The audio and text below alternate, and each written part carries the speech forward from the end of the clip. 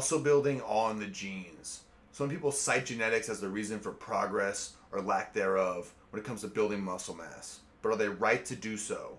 Is muscle building really all in the genes, guys? And the short answer here is no. Some of the most powerful, strongest lifters that have ever lived were skinny, hard gainers with a cross-country type body. And on the flip side of that, some of the leanest, driest, hardest physiques you've ever seen were chubby guys that were determined and focused to hit that goal. So don't let anybody hold you back. Don't let anybody limit your beliefs about what you can accomplish when it comes to bodybuilding. I mean, everyone wants to put you in the one category where lay people and scientists and doctors say, oh, you're an ectomorph, you're a skinny guy, you're never going to be able to really build quality muscle mass, or oh, you're an endomorph, you're a fat guy who's going to have trouble getting lean, or oh, you're the mesomorph, you're the perfect combination of muscularity and leanness. You can build muscle and lose fat at will. So there's a little bit of truth to these types, guys, but don't label yourself, don't confine yourself. Remember my doctor told me early on, oh, you're only going to be about 150 pounds, you just don't have the muscle fibers to get big. Or just trying to tell you that you're not going to be what you want to be. So don't let anybody hold you back. It's not true. I went from 120 to 230 pounds lean. So anything is possible with hard work and dedication when it comes to bodybuilding. So first of all, let's talk about how programming works. You can give two people the exact diet and the exact training program, and their bodies can respond completely differently. So what does this mean? This means that, some guys gain muscle mass through pure strength gains, through pure powerlifting programs, week in and week out, no periodization, no fancy rep schemes or tempos or periodization. It doesn't matter. They're going to keep growing and see awesome, powerful muscle gains.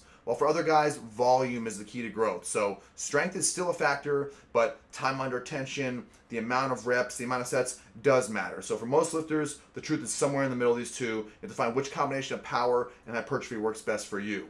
So moving forward, look at body types. I mean, everyone has strong muscle groups. Some guys might have huge traps. Some guys might have big shoulders and big chest but small triceps. Other guys might have massive tree trunk, powerful legs and glutes but a smaller upper body. And this could be inconsistent training, but a lot of times it's just genetics here. So that's where a balanced program focused on the basic movements of pushing, pulling, and squatting is going to give you that balanced, symmetrical, even physique. So if you're killing it on squat and deadlift and your bench numbers aren't up to par, it's because you're focusing on your strengths, not your weaknesses. So when it comes to a weakness, if you say your lats are underdeveloped, you're having trouble feeling that squeeze on your lower lats, don't just keep doing lat pull downs and pull ups because everyone else in the gym is. You might have to find some different angle to squeeze that lat. You might find some different hand position, some cable attachment. Find the angles that work best for your body type. That's the best way to get that mind muscle connection going.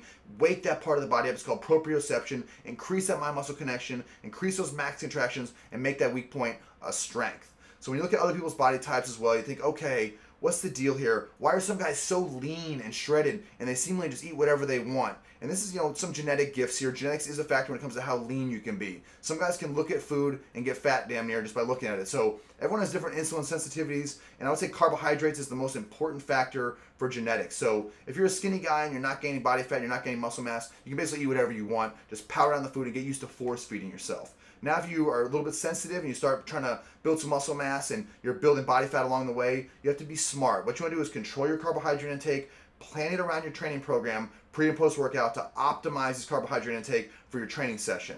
Also, if you're a naturally chubbier guy and you want to get big, be real with yourself. You might have to get lean first, and then you can kind of progress into a full-on bulking, building program after you get shredded first. So make sure you're getting lean first. And now the last most genetic factor here is bones, joints, and leverages. So, where your biceps tie in, where your teardrop muscles are, how high your calves are. These things are just genetic factors, and you just can't really worry about it. So don't limit yourself, like I said before. Just work with what you've got and work hard as you possibly can to make that into a strength. But that being said, you have to know your body type. For example, if you're like me, I'm 6'4", so I'm a long guy with a long torso. A traditional, narrow stance squat is not the best option for me. I have shorter femurs and a longer torso, so I'm gonna use a wider stance squat. If you're a shorter guy with a really powerful bench press, a regular deadlift might not be the best option for you. You may want to go to a sumo stance deadlift to really get the most out of that lift. So overall, know your body, guys. Know how to power through your genetic limitations and create the physique you want.